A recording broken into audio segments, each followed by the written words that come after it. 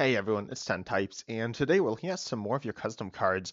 And if you didn't see my top 10 or top whatever Pokemon EX ranking that I did with Uncommon Fossil on the podcast, then if you don't know, we did a bunch of EXs, and essentially none of them were stage ones. None of the top 10 were stage ones, and some like in the top like 20-ish were stage ones, but generally Stage 1 EXs have been super bad. They are mostly basics and some Stage 2s, and that's a little boring. Stage 1 EXs are cards that could be cool, but Pokemon hasn't really dove into them. We'll see some more, I think, with this coming year. And Zoroark EX looks okay, and Iona's Bellybolt EX looks it's not the best. So let's look at your custom cards though. And first up, we have Crustle. Crustle. Also, if you saw, I have some members only videos that are generally videos they have that is scrapped. I actually covered like one or two of these cards in it. But Crustle, this is obviously not an EX, but there's a Crustle EX that we'll be taking a look at.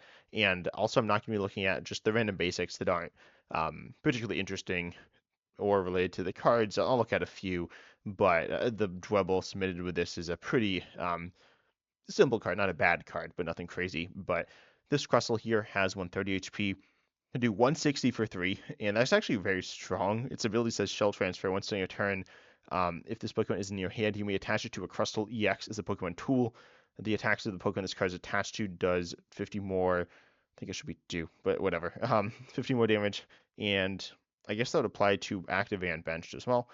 When the Pokemon this card is attached to is knocked out, discard this card. I don't know if that's necessarily needed text there. Is it a problem? No, but regardless, if it's not knocked out, like then what would you do? Presumably you discard it, but um, obviously then it kind of opens up some ambiguity there. Does it really matter that much?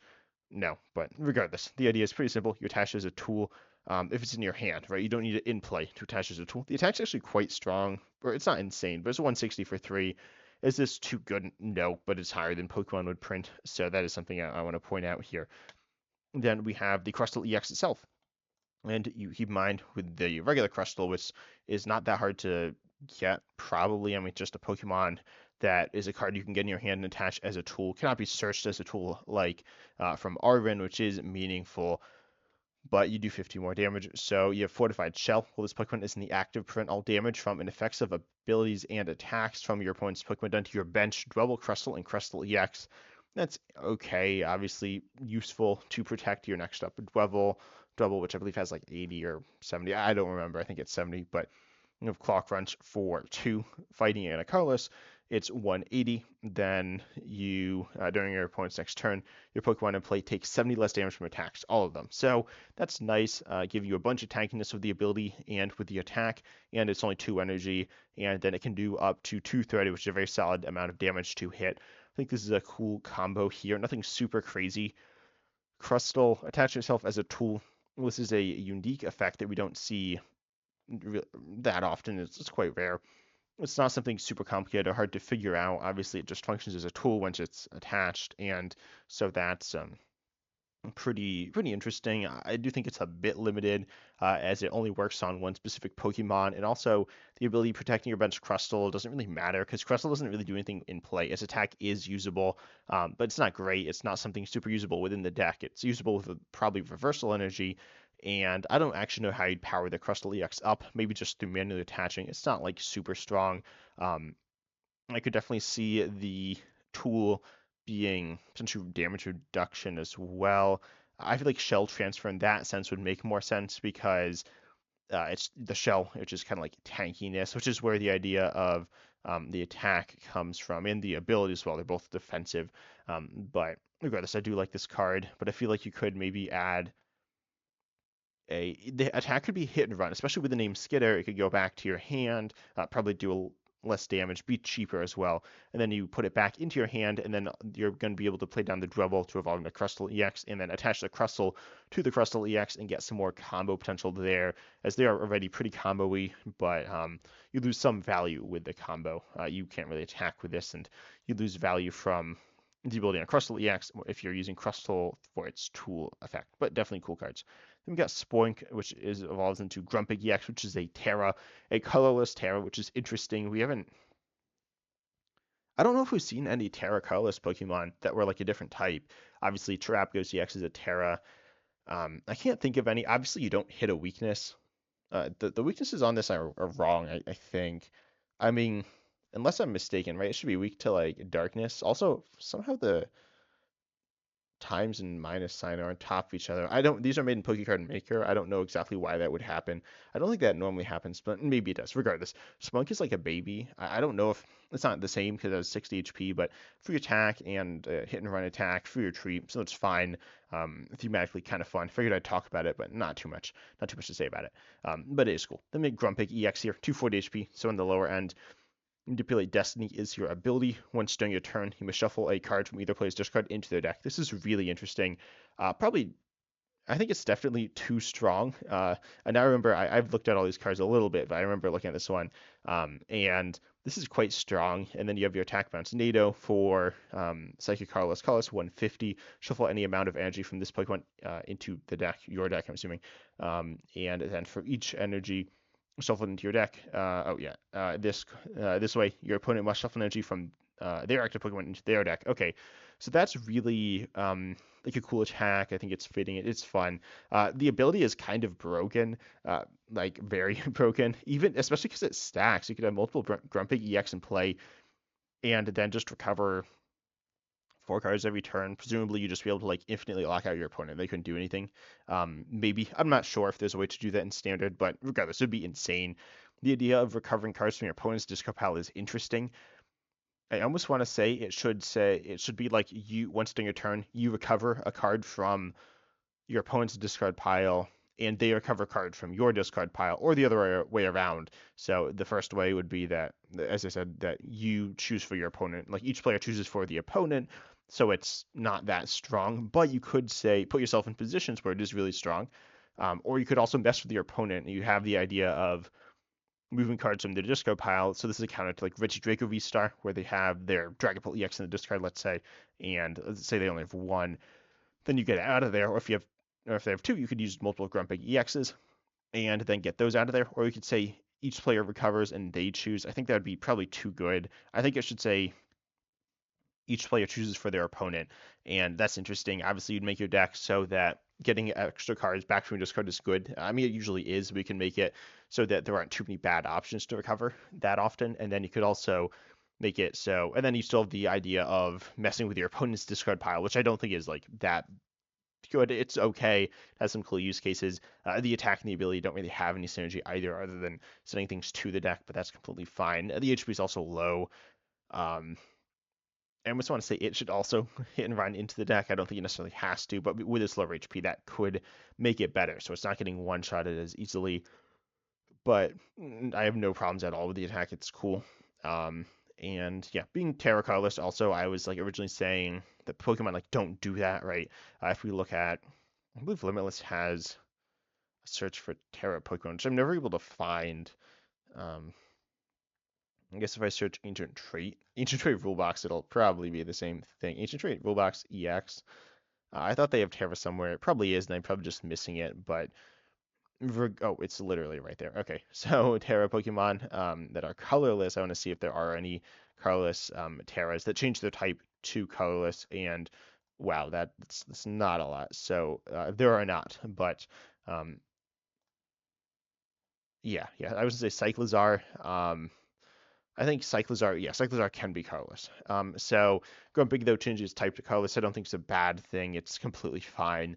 This is a different weakness here, which is fine, and I think it's just cool to have different Terras of different types. Then we Gyarados EX. This is a Terra Metal Pokemon right here, and then we got Magikarp with Lost Fishing. For some reason, I don't remember who submitted this card, but the background. So the background's not like white. It's like transparent, but it looks like white here on my. I don't know what's happening with it, but it's a little weird. But regardless, Lost Fishing is the ability. Once during your turn, you may put a card from your discard pile into the Lost Zone. Wow. Then if you put any cards into the Lost Zone this way, put a card from the Lost Zone into your discard pile. Wow, that's kind of insane. I think this is.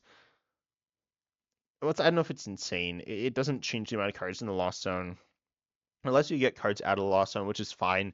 I was gonna say insane because it's like getting cards out of Lost Zone could be crazy, but cards are getting put into the Lost Zone generally by you, so I think it's probably okay. Ultimately, though, the thing I don't like about this is, and this is ultimately something that I think either, like, you can argue about whether or not it's the right thing.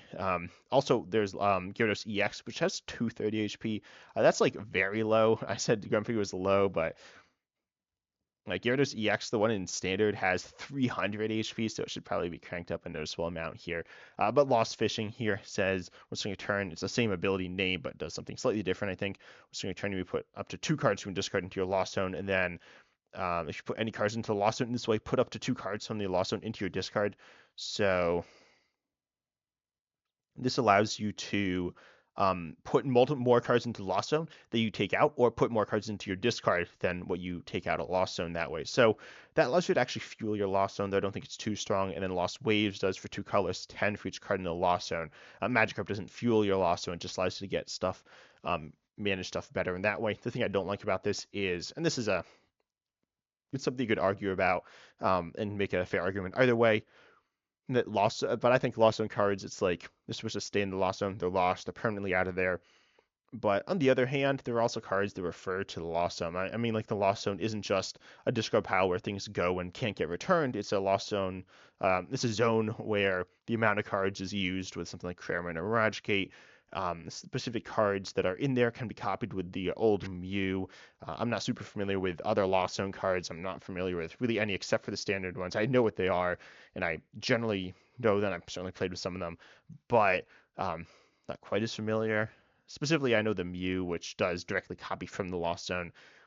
But regardless, I think this is fair. I think in terms of like what it does, it's cool. I definitely crank up the HP like a bunch, at least 280 probably. I could even see it like 270, maybe it's like the lowest I'd go, and it increases for tree cost as well. Definitely feels like Gyarados is supposed to be like a big Pokemon with high HP, high retreat, often high damage. This does have high damage, but yeah, I think it could be more so that. I think Magikarp and Gyarados EX are cool cards. As I said, like with the Lost Zone, I don't know if they quite like if that's quite how I do them, but these are really cool cards. Then we got Grafaiai EX. Come on, let me close tab. Grafaiai EX with Poison Toss for when Darkness, your points active, is now poisoned, and this attack can be used even if this Pokemon is on the bench. This is cool. We obviously saw Alakazam EX, or we have Alakazam EX. Alakazam EX is like it's quite bad.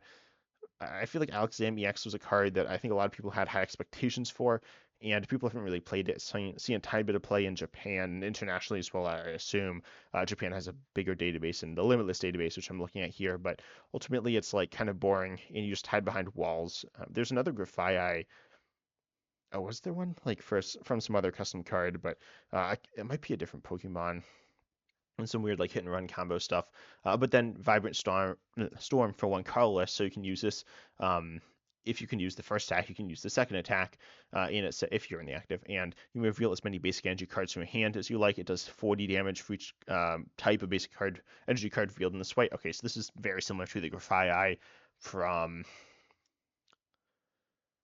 how they evolved. I don't remember. The Grafaiai that does essentially this. I think you discard them. I don't remember. I haven't played with that card. I think I played with it in random battles, which was fun. I might get back to that. But Grafaiai EX, the 2 attacks are fine. I think they don't really have any synergy. They're both cool attacks. Certainly the second one's like super in theme for Grafaiai. I think it could be a little more unique. The other Grafaiai, I guess I should pull it up, is and also these cards were submitted in my Discord server. I will say that. So if you want to submit your own, you can do that there. But Grafaiai, yeah, colorful graffiti, you discard as many basic energies as you want. It is still a 40 times multiplier as well. Maybe this is just like directly meant to be a callback to this card. I forgot the first attack was also a poison attack. So this is fine as like a callback to that. But I feel like it could be more interesting as well. Ultimately, this card is like okay. It's kind of boring though. It's not the most boring card in the world, but I feel like you could do more with probably the first attack. And not exactly sure. Like this is not like bad. If this wasn't, I don't know if I'd like it more or less because it's very similar to the other Grafaiai. But an interesting card. I don't have any like immediate ideas of what I'd change though, but it is a cool card. Then we have Golurk EX, and this has 290 HP, the elusive 290 HP, and you have the ability Makeshift Might. As often as you like during a turn, you may discard an item from your hand. If you do put one damage counter on two of your opponent's Pokemon, you cannot knock out Pokemon in this way. Okay, that's interesting. And then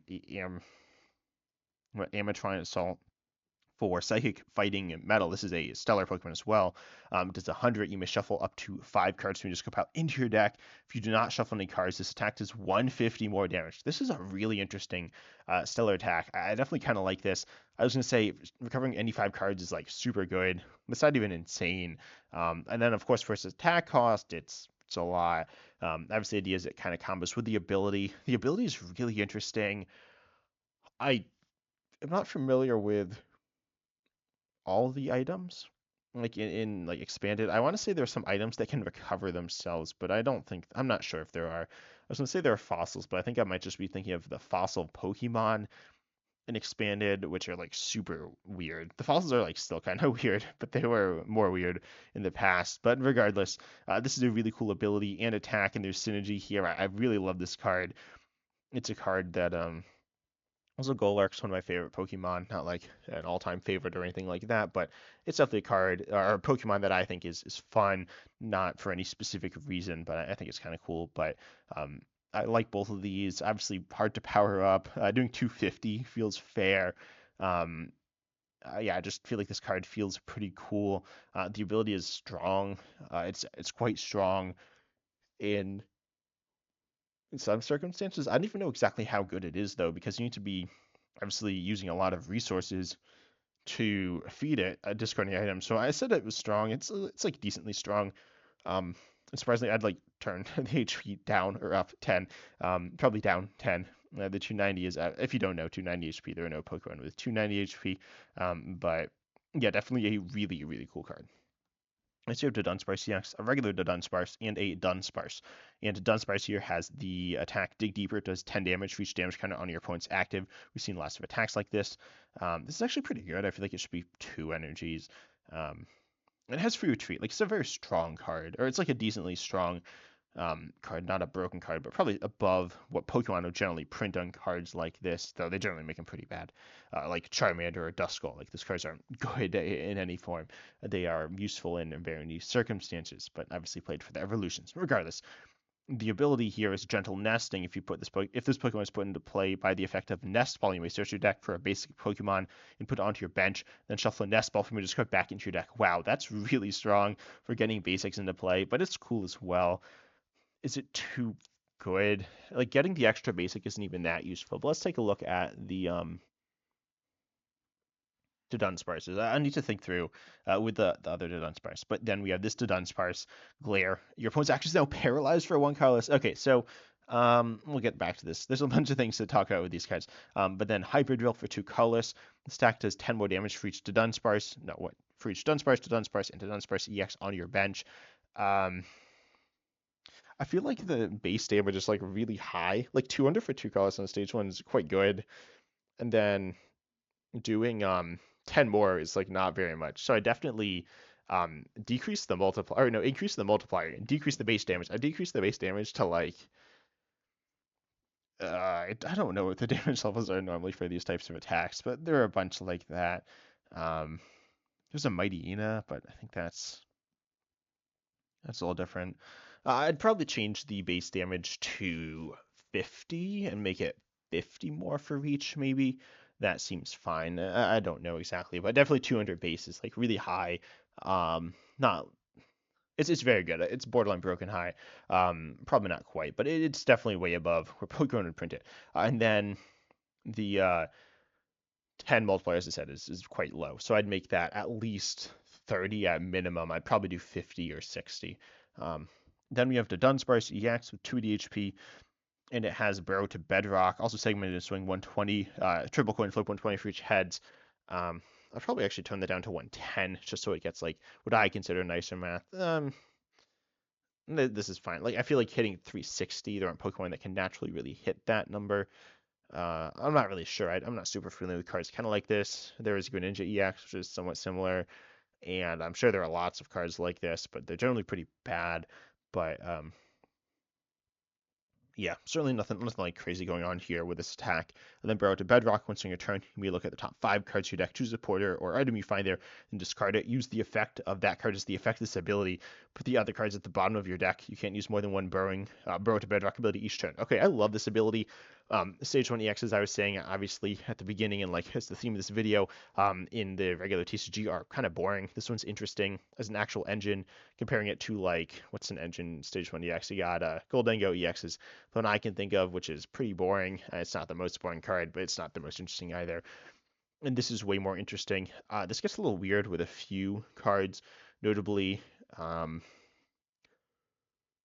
I don't know how this would work with Grant, with its like weird effect. It would probably not do anything, but and then also I don't know how this would work with a fossil. That would get really weird. I think it would then be a Pokemon in play, with 60 HP and no retreat, or it can't retreat and can discard itself. Um, Regardless, so this is a really cool ability. I like this a lot. And yeah, the attack's not my style. I don't like, a lot of people know I don't like coin flips that much, but definitely some people might like it. And then we have the Dunsparce, though, with the paralysis for one. I think that's not good, because you could just paralyze your opponent forever and potentially just like deck them out or deck yourself out or just make the game go really long. So, well, theoretically, I think this card, like this attack is okay. People will inevitably end up using it to like infinitely paralyze, and it would get really boring. That's why we have coin flip on paralysis on coin flip, or sleep, which is a coin flip as well. So that's why Pokemon does it in that manner. So I think you could do, um, it might even need to damage your opponent's Pokemon, but you could double turbo then. I'd say it should damage yourself, damage your own to Dunsparce, maybe 30, 40, 50, 60. I don't know how much you should damage yourself, but I say you should damage yourself, some, maybe 50 is, I feel like, a fair number.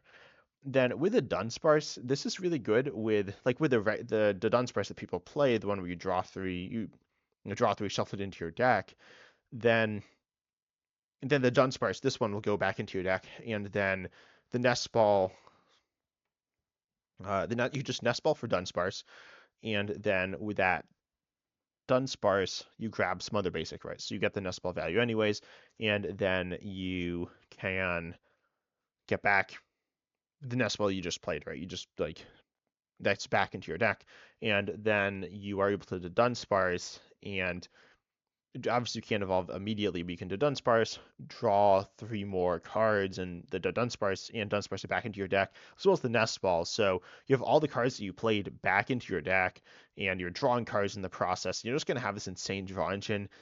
I don't know if it's too good. I think it's too good.